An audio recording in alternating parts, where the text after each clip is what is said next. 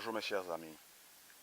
À la suite des crimes odieux dont je vous ai parlé la dernière fois, je voudrais vous parler aujourd'hui de la dépravation des mœurs. Oui, vous savez de quoi je veux parler déjà. Il s'agit des poupées gonflantes.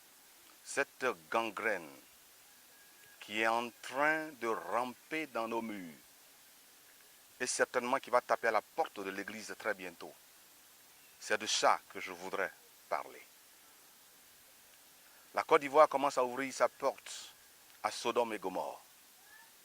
Il est inconcevable, c'est même contre nature, que ce genre de choses puissent rentrer chez nous.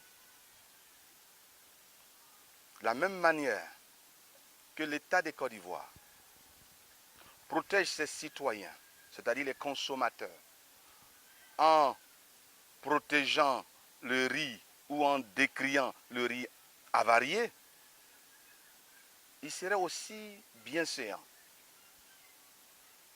que l'État de Côte d'Ivoire mette un holà par rapport à cette affaire de poupées gonflantes. Parce que les conséquences demain pourront être surprenantes. Nos fillettes de 2 à 3 ans pourraient être violées. Et des maladies les plus incroyables pourraient se dégager de ce genre de choses. C'est en ce moment précis que je voudrais demander à l'imam Diakité de m'accompagner pour que nous puissions ensemble nous battre pour que ces poupées gonflantes n'entrent pas sur notre territoire. Oui, on peut certainement dire si quelqu'un a envie de se tuer, il faut le laisser se tuer. Mais non, nous ne voulons pas que les Ivoiriens, de quelque bord qu'ils soient, puissent s'adonner à ces choses ignobles, odieuses, qui vont apporter des dérèglements les plus incontrôlables dans notre pays.